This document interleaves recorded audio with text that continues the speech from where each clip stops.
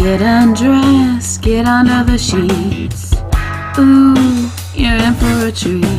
No, I promise this is not a dream. It's just a happy ending with Joy Eileen. Alright, I don't even keep track of episodes anymore. So we're going to do that. And then on the table, oh my god, I'm so excited. Okay, John was right. On the table, I have Candice Thompson. Oh my goodness. Hi, everybody. Yay! Which I'm going to say it's not fair because not only are you talented and funny, you're also gorgeous and... Stop it. That's not fair. Like, you should have, like, not one. You know, like...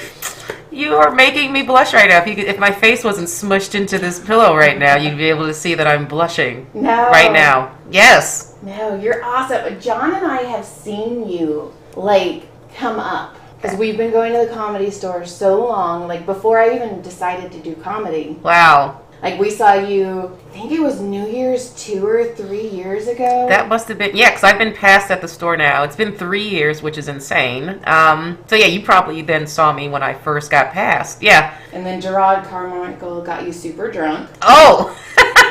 And you were on stage.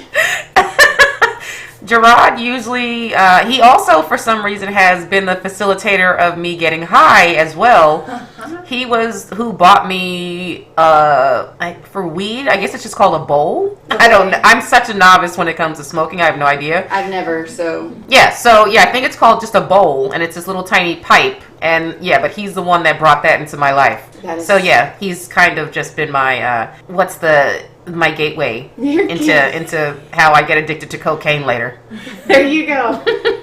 That's what comics are supposed to do, right? We're supposed to get addicted to drugs and liquor. Is that what we're supposed to do? That's what they say. I don't have time. I don't either. I don't even understand really when I see, like, I think what it is like a lot of people get attracted to the lifestyle of a comedian and not necessarily want to put in the work of doing the actual joke writing. Yes. And I just see, like, people get affected by the lifestyle. Like, I see comics just standing outside just smoking cigarettes, and I'm like, why aren't you guys just going home and working on stuff? And why are you just hanging out? Like, I always feel like they think that there's a lifestyle you have to keep up, and they focus on more of that than the actual, like, hustle part of it. I completely agree. Mm-hmm. But I'm really bad at the hustle part of it, which is why I bring John everywhere I go, because he's very likable. And like, he handles the networking part. He does. I'm like, you do that, and then I'm just going to write and tell jokes and be super awkward on stage because for some reason I want to do this. Mm-hmm. And everybody's like, why? Why you? I'm like, I don't know. I like being on stage. I just don't like anything after. Yeah, no, and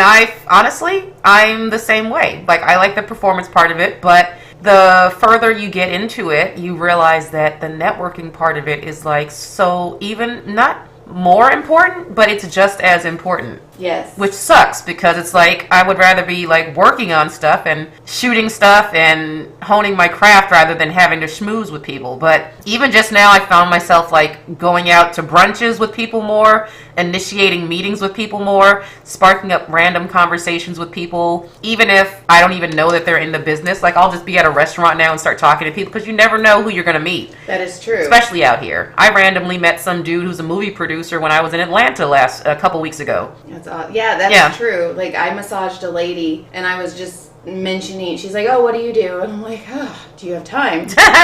And I'm all, well, I do massage for money. I go, then I write books, sometimes for money. And she's like, oh, what kind of books? And I go, romance. And she's like, oh, I'm a producer for Hallmark. And I'm all, oh, wow. Shit, yeah. Okay. Well, here's my book. My name's Joy. Yeah, no, I'm telling you, it's like half of it is who you know. And it's random encounters, too. It doesn't even necessarily... You could go out of your way to force yourself to meet somebody who you think you need to meet, and that's not even the person who ends up helping you. It's some person you randomly met, at yoga class or at the getting your car fixed. Right. That's true. Mm-hmm. It's true. And I will say, like, I saw you, like, when you lost all the weight, too. I did lose some weight. You lost a shit ton. Mm-hmm. And good for you because, about 6 years ago, I lost, like, 70 pounds. Oh, wow. Good for you. And then I found it. Ah! Because I'm like, that's what moms do, right? Things get lost and moms are like, oh, I'll find it. I'll find it, yeah. And I think I found some extra too, so that's fun. But good for you for keeping it off. Thank you. I found my weight has fluctuated my whole entire life. Like I went to college, and what I studied in college was dietetics and like nutrition, because I wanted to understand like how I should, handle food. Like that's because everyone loves food. Like it's delicious, and like finding a balance of like what works for your body is also a whole nother level of it takes time to figure that out. So when I was younger, I was a little bit bigger. I was probably like 30 pounds heavier than what I am now. I actually just posted a picture on my Instagram of my prom picture from when I was like 15 or 16. Okay. And I got so many comments, like people just laughing because they were like, who is this girl? And I'm like, that was me. And I'm the type of chick, like all my weight just like went to my back. Okay. I had like the broadest shoulders. I looked like I could throw a shot put, or was like on the wrestling team. It was hilarious. So yeah, I like I said, like I fluctuated all my life, and I've just now over the past like probably four years figured out like what I need to do, and then over the past year been able to like stick with it. Right. Yeah. See, I figured out, like, I had the will. I went gluten-free, dairy-free, corn-free. Mm-hmm. And from the day after Mother's Day, which actually would have been today, 7 years ago, shit. And till Christmas, I lost 70 pounds. Wow. And all I was working out is doing the elliptical, and it just melted off of me.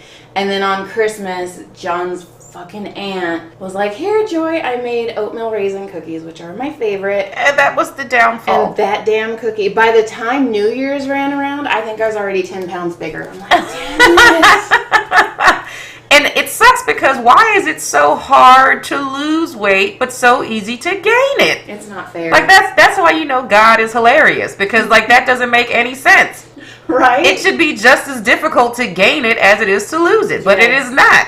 And then John, all he has to do, fucking asshole, is be like, you know what, I'm going to lose weight. And then 10 pounds is like, you know what, I'll see you later. I'm going to go stick with Joy. Yeah, no, men, it's so much easier. They have everything easier. It's just, again, God is hilarious. He's like, how can I make women's lives more difficult? Let's do this to him and see if they can handle it. Yeah, let's see if, and he knows we can. That's why it's like, oh, women can handle it. Right, let's just put more on them. Yeah, they got it. They got it, it's fine. Yeah, John lost last week. In a week, he lost 10 pounds. In a week? In a week. I'm gonna slap him in the face next time I see him. Please do. He deserves it. And I'm like, are we doing crystal meth now? Like, is that our thing? It's so unfair. But yeah, I found that for me, I fast. I don't know if you've ever tried fasting before. No, but I was going to ask you about it because I heard you talk about it on one of your sets once. Like you didn't eat for like 2 weeks. Oh yeah, that's the longest I've gone. I went 14 days just doing the master cleanse. Okay. Which is just a lemonade concoction. It's lemonade.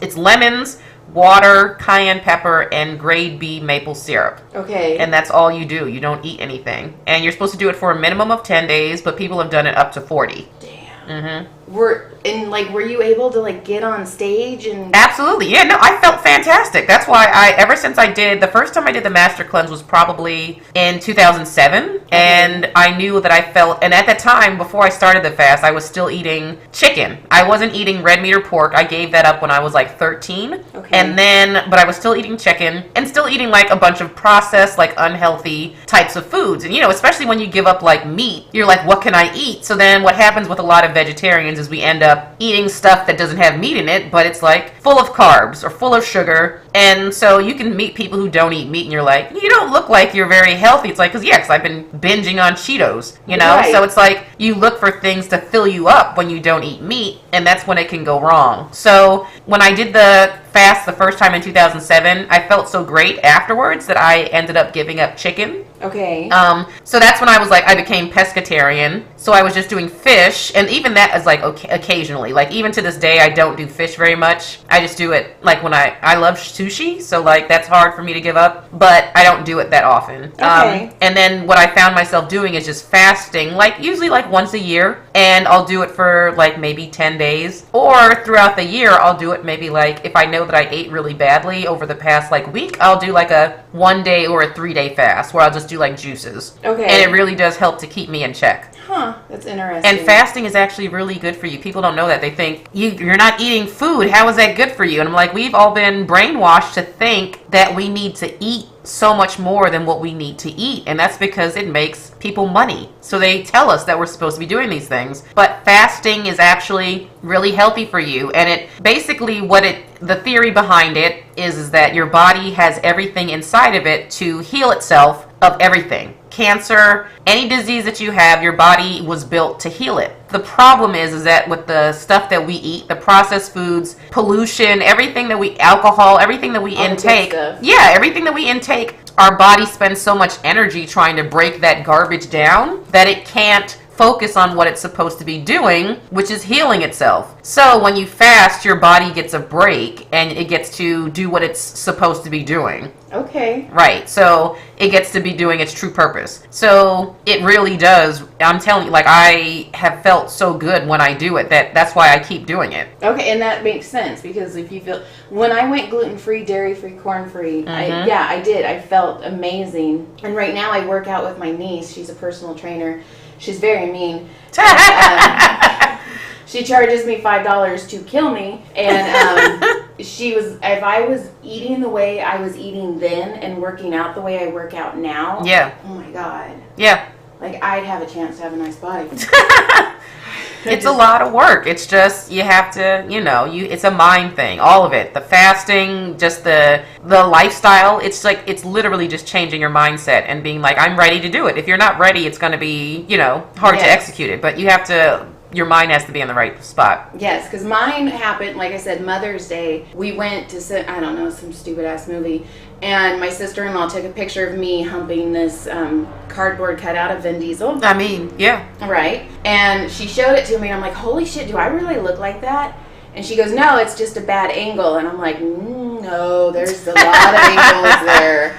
And I ate like shit that Mother's Day. I had Cinnabon, I had a burger, and then the next day I was like, I'm done. Yep. And I was. Yep. And then that fucking oatmeal raisin cookie. I'm telling you, man, it's hard. It's a slippery slope, man. It is. When you just have to check yourself. And like, we will make up so many excuses, like, oh, well, it's someone's birthday, or it's a holiday. We make up so many excuses to like behave badly when it comes to food and alcohol.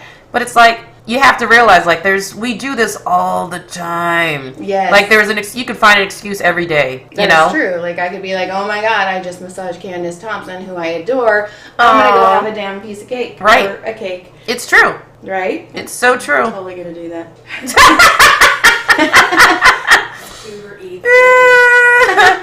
Oh my God, all the delivery and they just make it so easy for food to just come to you. I know. And it sucks because I was making 2 meals. Like, I would make Joy's meal and then John and the kids' meal when I did that. Because John was like, yeah, I'm not doing that. And I'm like, okay, I get that. And then the kids are like, yeah, Mom, I'm not eating what you're eating. And I'm like, yeah, I don't even want to eat what I'm eating. So I would make 2 different meals. I was so good. And it's funny because when you have that drive, like, I was good. Like, I didn't break once. And like, there were times I'd be in Starbucks getting something and the lady's like, oh, we're giving away free cheese danishes. I'm like, what the fuck? How come I've never been there for that? I'm like, no. And she'd laugh at me. I'm like, I'm trying to be good. Yeah, no, I'm telling you, they don't make it easy. They don't. It's literally, and the thing is that you have to have your little cheats. Like, I know that during the week I am like very good. And I know on the weekends I let myself splurge a little bit. And that's really the only way that I think it's sustainable. I agree. I can see that. Now, holy crap, that's a huge knot right there.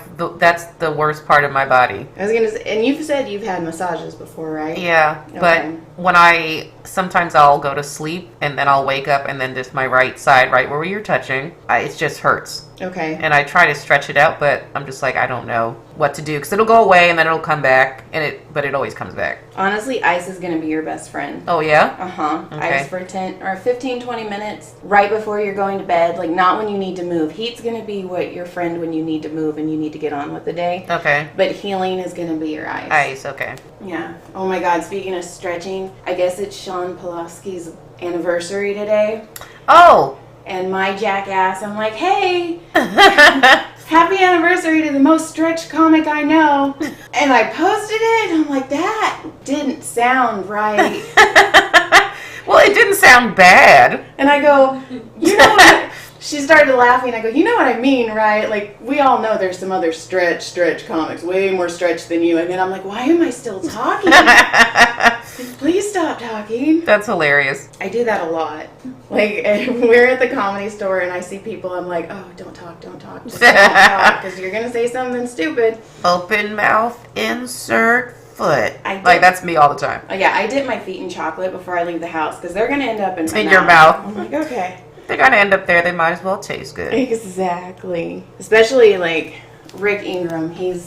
I love Rick. He's so funny. Emily's laughing.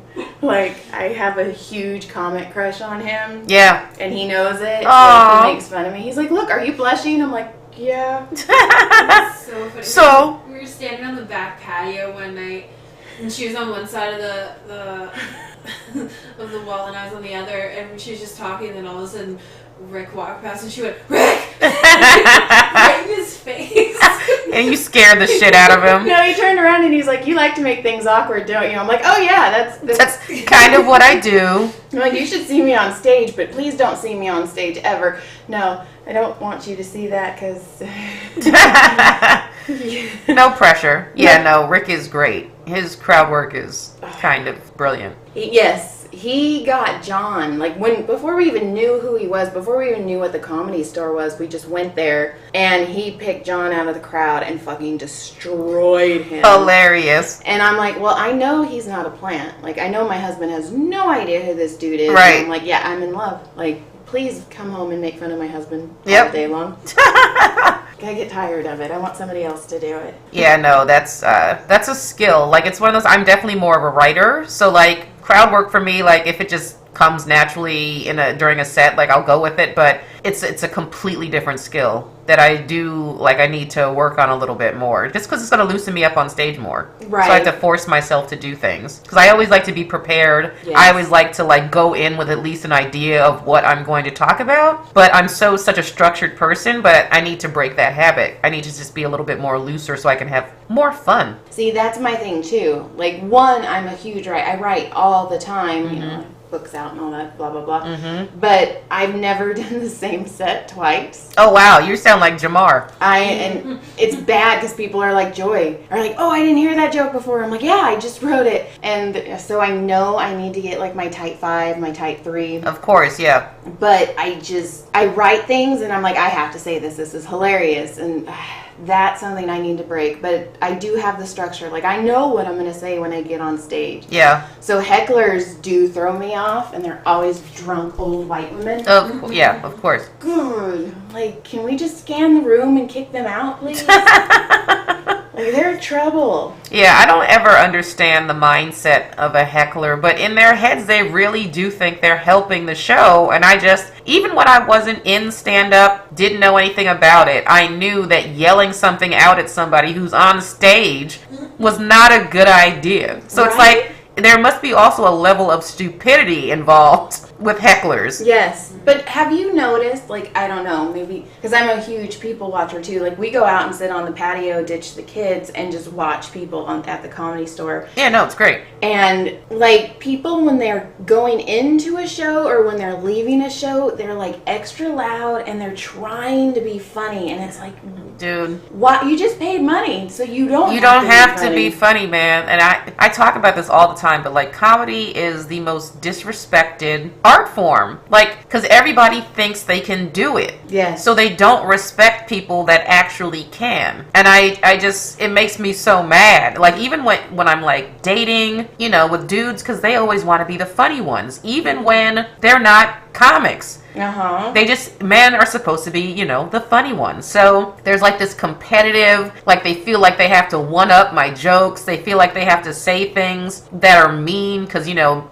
obviously mean things are funny. And so I'm just like, dude, you don't have to be. I'm the funny one. Calm down. My name is on the wall. Right, I got this. I'm good.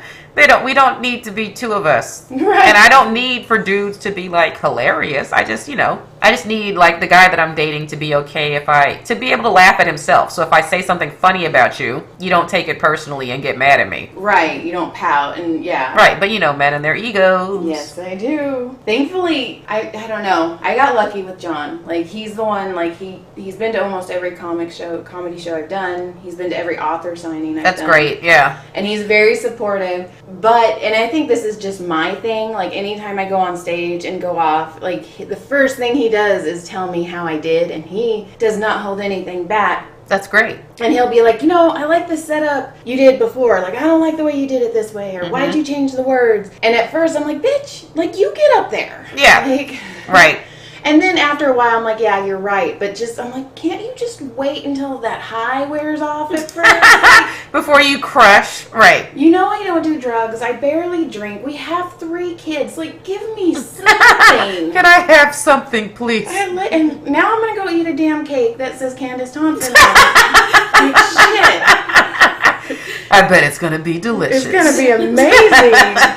It's going to have lumps in it. But oh my God, I have so many lumps. I'm so sorry. That bra line. Is that where I have a lot of lumps? Yeah. Jesus. But a lot of women do because the bra actually changes our center of gravity. Ugh.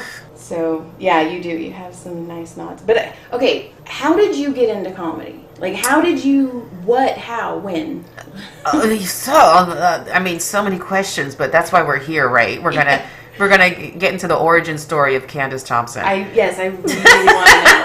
And if you ever need a ghostwriter for your book, like She's this like, chick let right me here. know. Let me know. I've been stalking Argus Hamilton for 2 years. Argus. Oh yeah, he spoke yesterday too. It was so nice what they did for Mitzi yesterday. It was beautiful. How I got into stand-up. So what's crazy is that I just have always been like a funny person. So I just when you're younger, you don't really have necessarily direction. You don't know what you want to do with your life. All I knew was that I had 2 parents that were fantastic. And I was like, I'm just going to be that normal person who just goes to college, gets a job. I'll probably get married at some point, maybe have some kids. I don't know, but I'm just going to go on that normal path that society tells us we're supposed to do. Okay. But when I went to college, I studied dietetics and nutrition and health. But then probably 6 months before I graduated, something clicked and I was like, I don't want to do that. I don't want to work in a hospital. I was like, I'm too goofy. I was like, what's the one thing I've done all my life that I've been able to do without even trying, and that's make people laugh. And when I was a kid, I'd always watched, I loved comedies, I loved sitcoms, I loved watching comedians on like The Tonight Show. There was something about stand-up that I just really enjoyed. I loved laughing, and I knew that I loved making people laugh. And I'd been doing it since I was a little girl. It was kind of a defense mechanism for me because I always felt growing up that I didn't fit in anywhere, because being just multiracial and being black and no one knowing that I was black, and me and my sister being treated differently because she was darker than me, that just kind of set the tone for me to become someone who spent a lot of time by myself and learning how to do things that made me feel okay being by myself and being a little bit weird. Okay. I always felt weird. So when I went to college, and I decided 6 months before, I was like, I don't think I can work in a hospital. That seems so serious. I'm like, I'm going to have people's lives in my hands. I was like, I don't think this is what I'm supposed to do. So I got the idea. I was like, I think I want to move to LA and try writing for television and acting. And I knew that I wanted to write on sitcoms and just somehow be in comedy. And I told my parents that, and my parents, because they're amazing, were completely supportive from jump. They were like, okay. They let me live at home for a few years after I graduated, and I was just like, yeah, I'm gonna use this talent that God gave me, because I don't think that was an accident. Right. And I'm gonna parlay it into a career. And so when I first moved out here, again, I had no idea I'd be doing stand-up. I just was trying to do the acting thing and find out, try and make my way into finding out how I can write for comedy, for television, for sitcoms. And so I just fell into stand-up by meeting a friend of a friend who was doing stand-up, and he was like, you're funny, come do some open mics with me. And I started doing some open mics. I joined a sketch group at the Laugh Factory that was called the Comedy Playground. At the time, we met every Wednesday, and you will not believe, but Kevin Hart was in that group with me. Tiffany Haddish was in that group with me. Like, it was just a group of Chris Spencer, David Arnold, Rodney Perry. Like, it was just a group of, like... Talent. And I had no idea who I was, like, working with. Like, you know, I was, like, I just moved to LA, like, a couple years before that, and I was just, like... these people are hilarious, and it kind of was like my first family when I moved out here. So after that, you know, I started focusing the sketch stuff. I started focusing on sketch and more stand-up, and then yada, yada, yada. It just kind of worked out from there. Hell yeah, it did. Yeah. Like, okay, so you did, was it The Tonight Show? I did The Tonight Show last year, yeah. That was so awesome. We watched it. I was like, oh, we gotta record it. Oh, thank you. Yeah, it was such a surreal experience. Again, you know, I said I grew up as a kid, watching Johnny Carson on The Tonight Show. And I used to memorize the sets that the comedians would do. Oh, that's awesome. And it was so funny because my mom would watch with me, and she wouldn't laugh at all when the actual comedian was telling the jokes. But then when I recited the jokes back, she was like, Candice, you are hilarious. And I'm like, I literally just said the exact thing. You're like, I just Carlos Mencia. I just plagiarized completely. And my mom didn't care. My mom was like, she just is so ridiculous. She was like, Candice can sing better than Whitney Houston. I'm like, you're making stuff up now. Like, oh my God, that's my mom. Just ridiculous. Joy's books are just amazing. No, Mom, she was like... But in the comedy, she's like, this is my mom. Joy's so funny when she's clean. Isn't that... I don't understand why people are hung up on clean and, like, not cursing. And, like, this is life. Right? Like, why can't I talk about sex? We all do it. Right? You have two grandchildren from me, one from, John's ex. What are we talking about? Right, exactly. Why can't I curse? I don't understand. My favorite was my dad. He's like, Sissy, and I go, what? And he's like, I really hate it when you use the F-bomb. And I go, what the fuck is the F-bomb? And my mom's just like, Sam, she's not going to ever change. I'm like, why would you want me to? Right. Like, it took me forever to find, because when I was 19, I quit college and moved to Texas for a guy I met online. Oh, wow. And got beat up for 3 years.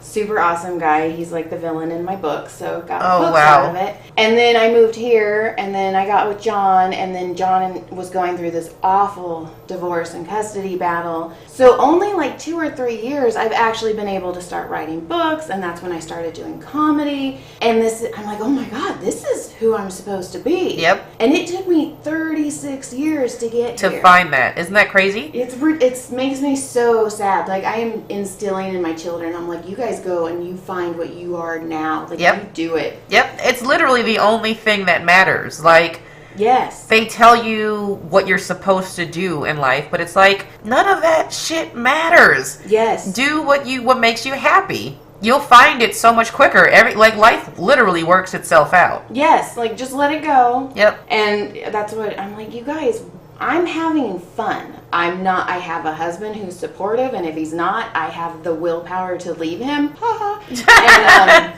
And I'm like, I've got John. Eat another cookie, John.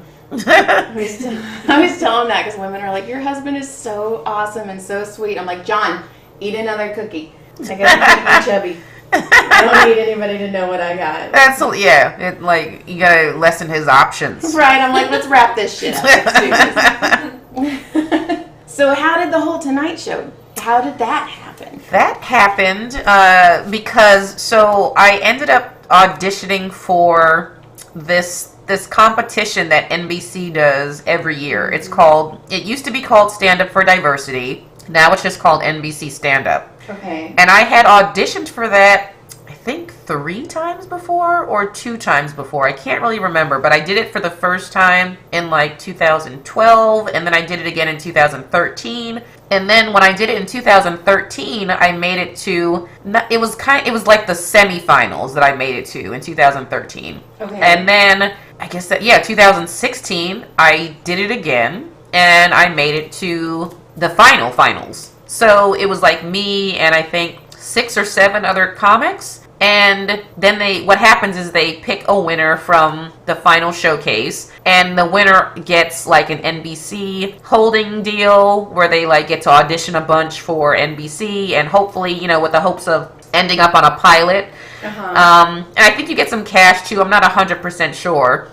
So yeah, that's what the winner gets. And I didn't win it. They chose another funny comedian, J.R. de Guzman is his name. He won it the year I did it. Okay. But Michael Cox was one of the judges for the NBC stand-up, and he's the guy that books The Tonight Show. Nice. So he was like, "You're hilarious. Guess what you're gonna get?" He was like, "Yeah, you didn't win it, unfortunately, but I think you're great, so I'm gonna book you on The Tonight Show." So and that kind of changed my life. Now, is that one of those things where you want to win, or how like American Idol and Of course, yeah, Okay. where you're just like, oh, I could win, but then I'm stuck in this contract. Yeah. So it's one of those things where it's like, yeah, you do want to win it. Nothing bad comes from winning. It's like, because you are in a contract, but it's only for a year. Yeah, that's true. And it's with a huge network, so yeah. No, everyone that I know that has won it, like nothing, like they ended up doing like really good things. So from it, so yeah, no, it is one of those things that is great if you do win it. Okay, crazy. But for me, also great if you don't win it. Right? 'Cause look at you now. Yeah, like it just, I know so many people that have just gone through that process in general. It's just, you meet some dope people that could end up helping your career. Like I got auditions from that. I got another commercial agent from it. So it's just, everything, again, works out the way that it's supposed to. Right, and you've got like huge things coming, right? I do have some things cooking, I just taped for Comedy Central's, they have a new show that's airing this fall called New Negroes. Baron Vaughn and Open Mike Eagle, they have a show that they pitched and got sold. So I taped my episode a couple of weeks ago, so that'll be airing in the fall.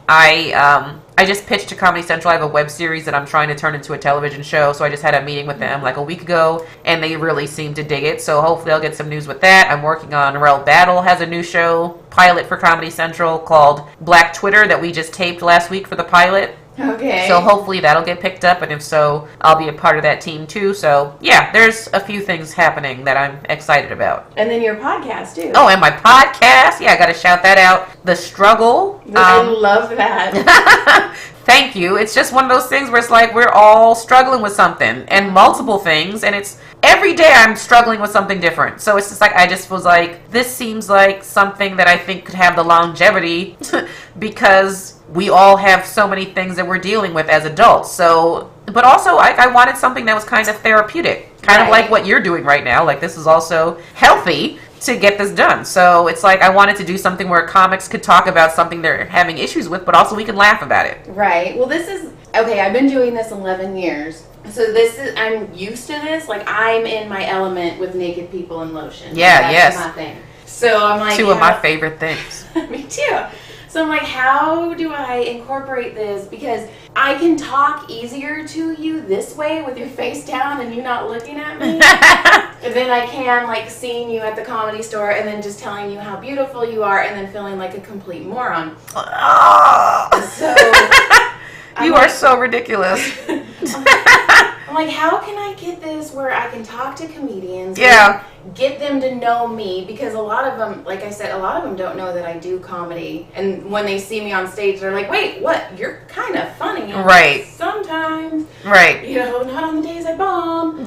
I mean, that's all of us. And those days still happen. I did Guam's show. Oh, yeah. At the Sycamore Tavern on Saturday. And it was almost all females. I don't know why he decided to bring like 2 or 3 guys in.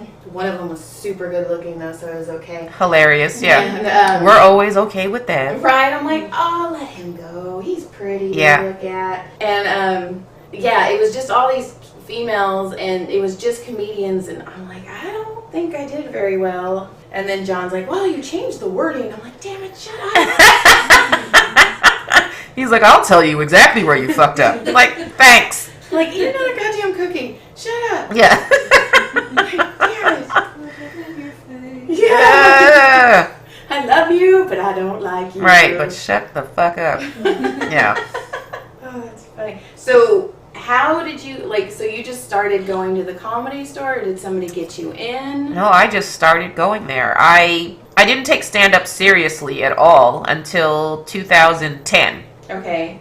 Like, it was one of those things I was, like, doing open mics occasionally, and then I quit for, like, a year and a half, probably around, like, 2008-ish. Okay. Like, maybe mid to late 2008, and then I ended up not really working at all in stand-up in 2009 at all. Like, I think I did maybe 3 sets that whole entire year. I get and that. yeah, it was one of those things where I just got frustrated with it, and I wasn't trying hard, and I had an issue with a friend of mine who was one of my best friends, who's also who I started comedy with. So once we started not being friends anymore, I kind of got unmotivated to go to open mics, because that's who I was going to open mics with, like, all the time. And then we fell out, and I was like, well, I guess I don't have to do these open mics anymore, since I didn't have a friend pushing me to and motivating me to go. So Open mics are hard to get. they're motivation. so hard to. I mean, how? Like, who wants to go sign up for something and stand around for 3 hours and then finally get your name pulled and you get 3 minutes of stage time in front of a bunch of comics who aren't going to laugh at anything you say anyway. Right, in front of a bunch of, like, the top of people's heads. Right. They're all looking down. Right, they're working on their own shit, so they don't care what you're talking about. Yep. It's the worst audience, and so to get unmotivated to do that is one of the easiest things to do. Yes, it's just like eating sugar. Yes. Right. So I had quit for a minute, and then I got back into stand-up in 2010 after a conversation I had with one of my best friends, very funny Ian Edwards, who I'm sure you know. Okay, and he's hilarious. I always tell John, I want Ian Edwards to be my Morgan Freeman narrating my life. You mean to tell Yes! me? Yeah, that's his cadence is so ridiculous. Joy said, fuck What the hell are you talking about? I always say, I'm like, I want him to narrate my life. It would be the funniest. Oh my, he should do that. He should just walk around and be like, the bitch ordered this. Yeah, no, he's so funny, so talented. And so at the time, I had a conversation with him because I knew that I wanted to work on a joke. And he was like, I was like, will you help me with this joke? And he goes, why? And I said, because I want to work on this joke. And he goes, for what? And I said, because I want to tell it on stage. And he goes, why? You're not a comic. And when he said that, I got so mad. Like, I was incensed when he said it. Like, it lit a fire inside of me that I can't even describe. I was like, I have to prove now that I'm a comic. And so after that conversation, I was like, I'm going to start going to the Comedy Store, and I would sign up. And at the time, I was working a day job, so I was at a desk job until 5 o'clock. I would then run home, change clothes, fight rush hour traffic to get to the Comedy Store for sign-ups at like 5 or 6 o'clock. Sign up, wait an hour to see if they even called your name, which a lot of the time they didn't. I'll be there tonight. Yes. Right. So it's like, you know the grind. Yeah, you know the grind, and it's like, sometimes it's like, I just did all that for nothing. Yeah. And then I ended up, sticking with it, and I kept doing it, and I made no excuses. I was like, why did I move across the country? Why did I leave my family? Why did I come here if I'm just going to bullshit? So I did that every Monday, or actually I think Sunday, and they were doing Sunday and Monday at the time when I was doing this, I believe. So I remember, of course, it was, I think the day that I chose to do was on Monday, for whatever reason. And so I eventually worked my way up to friends and family. And then, so at that point, you get to call in your avails on Monday. And I was calling in my avails, and I was getting like one development spot a week, which is like a 6-minute spot on a produced show that's at the store. And I did that for, I think, a couple of years. And then I started to get sent to La Jolla. They sent me down to La Jolla to do shows. Like, I would feature for some comics, headliners, and at one point, it was right when Tommy got fired. That was going to be my next question. Who did you get? I got paid. I was the first. Me and Earl Skakel were the first people that Adam passed when he took over. That is awesome. And I love Adam to death because he's the first person that literally said in Hollywood, I believe in you. Oh, I love that. Yeah. I believe in you. Thank you. When Earl had his name on the wall, we were walking by, and this is like when nobody knew us. Now everybody's like, oh, John and Joy. But we were walking by, and Earl's like, hey man, can you take a picture of me next to the wall? And so, I mean, it was like the highlight of Earl's day, but then John's like, oh my God, Earl's giggle just asked me to take his picture. Aww. And now before Earl knew us, but like John would walk by and be like, dude, I don't know if you remember this, but I was the guy that took your picture. And I'm like, you're such a nerd. Well, that makes us feel really good when people, I mean, it's just like, yeah, like, it's a huge accomplishment to us, but to know that it's an accomplishment to so many other people, it's like, it just feels, it's a great feeling. No, it's huge. Like, I always, like, on Christmas Eve, we took the kids to the La Brea tar pits to tire them out so they'd go the fuck to sleep. Give them some cookies and take them to the tar pits. Right, and then they were like, well, where do you guys always ditch us? And I'm like, oh, the Comedy Store? And I'm like, well, let's go. So we went, and Jessica was there, and she's like, they can come in and look. And I'm like, oh my God, guys, you don't understand how amazing this is. What's happening right now, right? So they walk in, and I'm like, Mommy's done time there. Like, I've done all 3 stages. Uh-huh. And I'm like, and they're like, Mommy, where's your name on the wall? And I'm like, oh, it's not there yet. Yet, right. And then, of course, they were like, well, who's your favorite? And I went and showed him Punky Johnson's name. Punky's so ridiculous. She's so funny. I love her. She's like, I go, will you be on my podcast? And she's like, yeah. Do I have to talk, though? And I go, yes. She's like, so I have to talk during my massage. And I'm like, that's the point. And she's like, oh, and I'll give you one after, too. Like, do this for me. Please. So I have a picture of the kids, like, pointing to Punky's name. Yeah, that's so, yeah, no, she's so funny. Like, so ridiculous, too. And so just honest. Yes. I always admire, yeah. I admire people that can be so vulnerable on stage. Like, Jamar is that same way. Like, he just will say whatever, and it's like, fuck it. I don't care what the reaction's going to be. You know, he'll talk about how he sucked a dick when he was 6 years old. And I'm just like, that's some shit I don't think I could ever say. Right. For whatever reason. Like, I don't want to embarrass my parents, or I don't want to embarrass myself. It's just, but that rawness, and Punky definitely has that. It's great.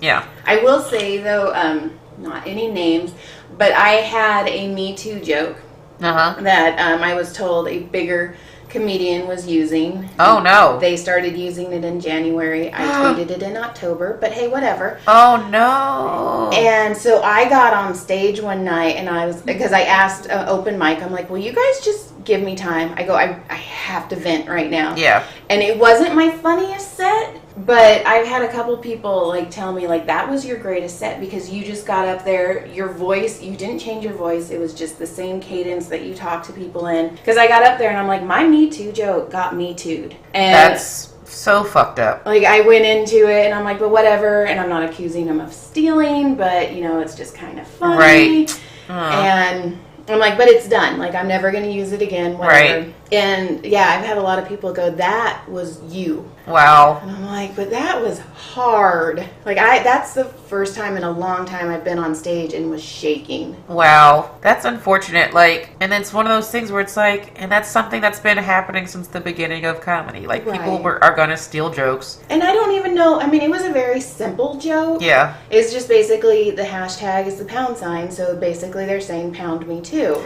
You know? And I'm like, well, I mean, it could have been parallel thinking. It could be. And that's another thing. It's one of those things like you can never really necessarily prove it. Exactly. It just hurt because when he tweeted it, he's like, I can't believe nobody's thought of this before. And I'm like, well, go back in October, bitch. Yeah. Like, come on. Right. But yeah, and it's another one of those things where it's like, honestly, you're going to have so much more material. It's just like, you can steal a joke. You know what? I'm going to come up with some more. And you know, another reason I love Rick is he messaged me. And he was like, what happened? And I'm like, I don't know. I don't know if he stole it. Because I don't like confrontation either. Right. And I will be so nice to you. If you're nice to me, I will take off the shirt on my back. But you'd probably want me to keep it on. Because there's a lot of stuff that shirt's covering.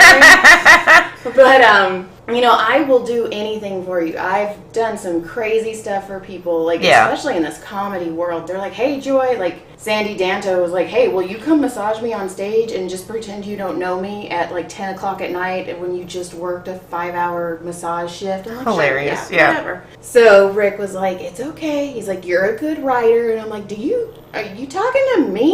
Like, and he, like, had this whole thing. And he's like, you're just going to write more and you're going to do better. Yeah, that's all it is. And I needed that. I'm like, oh God, thank you. Yep. Don't get hung up hung up on it because you're just going to come up with so much more shit. And that's kind of why I was like, I want to get on stage, I want to vent, and that was my way of just, okay, it's gone. Yep. Move on. Yep. So, and know that karma is real, and that if someone steals anything, or it's just going to come back. Karma is ridiculously real. Oh, absolutely. The night after I did that, I did not mention this person's name.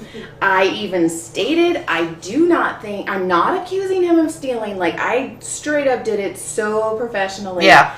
And the next day I got like 4 or 5 text messages like, girl, what the fuck did you do? And I'm like, what?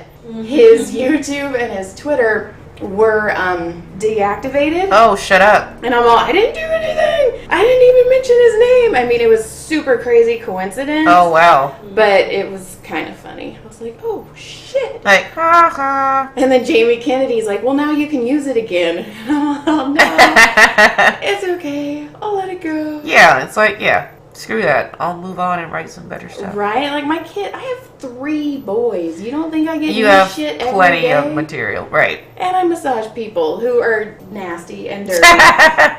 Like hand jobs galore. Like, come on. I've got this. Yeah, no, it's I've actually gotten to the point where it's like I'm forcing myself to do things I don't want to do just for stories and material, and because I'm just a responsible person. I am too. And it's like, that's only but so funny. After, it's like I have to dig for things. And it's like, I want to just not make more bad decisions, but I kind of want to make more bad decisions. Right, you need to live. Yeah, I need to live a little bit, yeah. See, I'm lucky because I've got the kids that make stupid decisions. For and I you. just talk out of them. I'm Yep. like, okay, and then massaging. Yep. But I get that. Like, I get that you need more. But because I think my life is every hour I'm doing something. Yeah.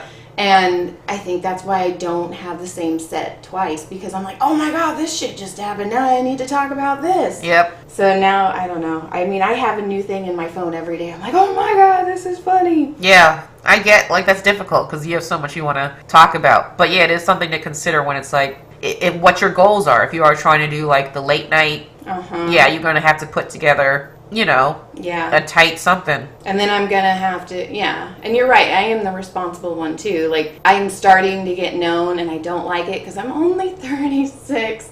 And these 25, 24-year-olds now call me mom. I'm hilarious. I'm mom at the open mics. And they know it because if they say something sad, I go, oh. And you hear them like, oh, mom's in the back somewhere. Yeah. It's so messed up. Like, it's 36, that's not old at I'm all. like, come on, guys. That's not old at all. But yeah, you see these young comics coming up. I'm like, you're a child. Oh, I had a huge conversation with Malcolm Hatchett the other day. I was like, I'm going to mom you because your mom is across the state. And if my children were across the state doing something stupid, I'd want your mom to mom them. Right. And because his dad passed away from diabetes. Oh, no. And this child is on Instagram, like, drinking cotton candy soda. No. And more. And I'm like, dude, you gotta start eating healthier. I'm like, your dad died. You need to behave. And he's like, I know. And then that night, the comic was walking by and he's holding 2 cotton candy sodas. Okay. And I go, where'd you get those? And he's like, Malcolm just handed them to me. I'm like, all right. All right, I am mom. All right. Well, that's good. He listened. Right. Now he's giving diabetes to somebody else. Right. Not to yell at that person. Let's just pay this diabetes forward. Right. I don't think that's what I meant. Right? Like, there's trash cans at the comedy store. But I told him, I'm like, you're making me use my mom finger. Yeah. And I'm all, don't make me wag this at you. My kids don't like it. Yeah. Yeah, I guess I am going to be that mom. Somebody's like, Eleanor's the mom too. I'm like, well, I would love to be Eleanor. Eleanor's great. I love her. So nice. So nice. Yeah, I mean, I think it just comes with the territory. Like, when you see somebody younger coming up, and they're fucking up, there's something inside of you that's like, I gotta try.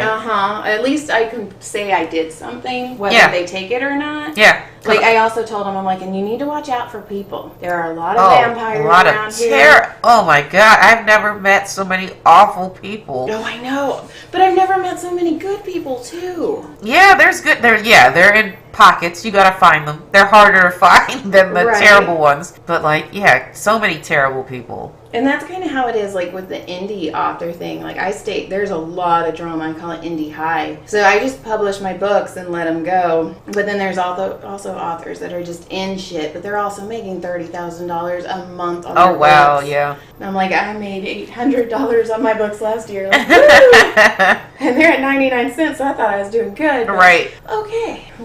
Baby steps. Right. It'll come. Yeah. And if it doesn't, something else will. Absolutely. Because that's what I said. I was like, I don't know if this and a lot of people are like, when's the podcast coming out? But I want to have more just in case, like, so I'm just gathering episodes right now. Right. And I'm like, yeah, it's smart. Well, if something happens with this, it happens. Or if not, maybe it'll take me to something I didn't even think of. Absolutely. So that's kind of where I'm trying to be free, which is hard because I'm a super control freak. Same. Oh, man. Like, John's like, just let it go. I'm like, what do you mean? Well, we're just, especially women, we have to be more responsible. Like, just from jump. Like, we're the ones that can get pregnant. So it's like we have to just by nature be more responsible to make sure that doesn't happen when we don't want it to happen. Exactly. We're the absolutely. It is a whoops. And it's like, we're normally the neat ones. We're the cleaner ones. Mm-hmm. We have to like raise people. Oh so my God. We're just by nature, I think, more responsible. To raise people who make you feel awful. Yeah. Mom, you're going to another open mic. Dude, you're going to bed in 30 minutes. Daddy's here. But Mom, I'm like, yeah, I don't know how you do it. That's just... Wednesdays are my rough days. Wednesdays, I get off work at 8 o'clock. I go home, stuff something in my mouth, sometimes John, if I like it, and then tuck the kids in, and then I drive to Hollywood. I'm like 30 minutes away, and then I do Hooters open mic, and then I do Next Stage open mic, and I don't get home till like 3. Yeah. Then I have to take the kids to school, and then I come home, and I pass out with the dogs on the bed, and don't wake up until I have to pick the kids back up. Yep, that sounds about right. But that's the hustle. Yeah, and I never complained. I'm like, okay, I have no problem giving my dues. Like, here it is. Right. Hopefully something will come of it. But yeah, that working hard is crazy. Yeah, it's real. But it's like, that's why people are like, when they ask me, like, do you love comedy? And I'm like, I have to. Yes. Anyone who does this, and they don't love it, what are you doing? Yes. I don't think you could, or they don't last. Yes, you can't, because it's such a unforgiving path to choose. We sacrifice so much for it, and for so little. Yes. If you don't love it, I don't get it. Like, even the stories you tell, like, I call my stepson, my oldest, he's my stepson, but he's not. His girlfriend, I call her Jade the Whore. And if she ever found out, but,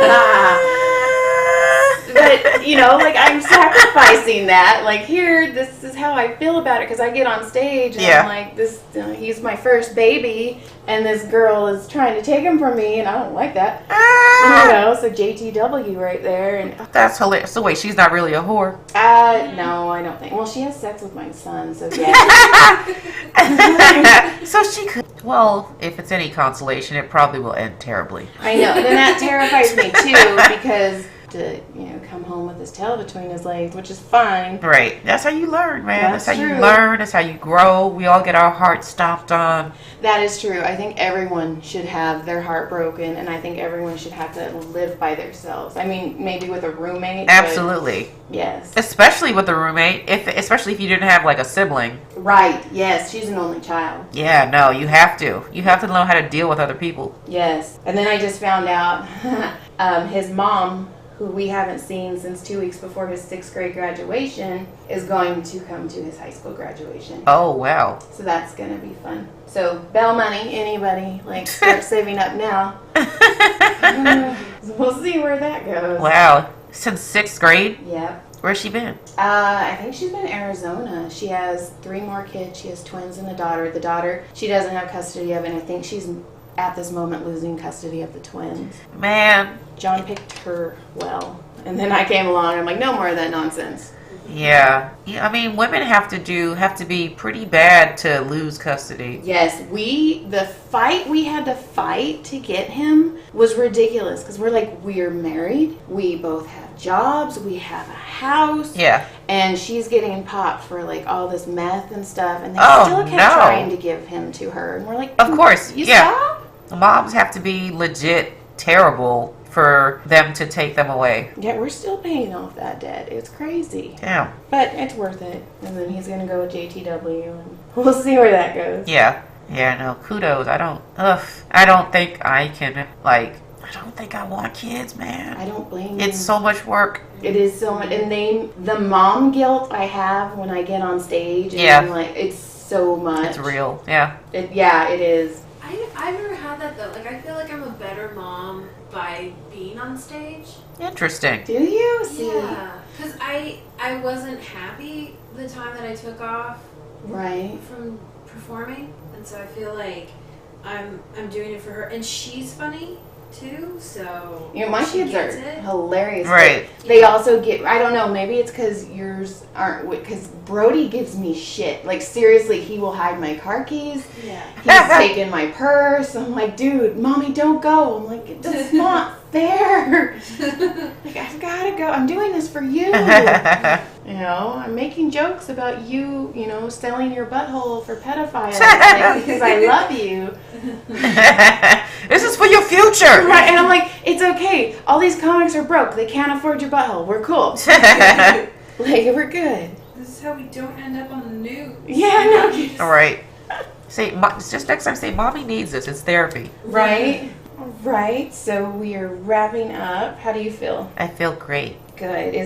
Like I said, I don't know when this is coming out, so if you want to like do your media, social media, and all that stuff. Oh, yeah, perfect. Yeah, now I'll just plug where you can find me online. I'm Jokes by Candice, and it's Candice on all social media, so Twitter, Instagram, and my website is CandiceThompsonComedy.com for my touring dates and just local shows, etc. All right, and I'm wrapping it up.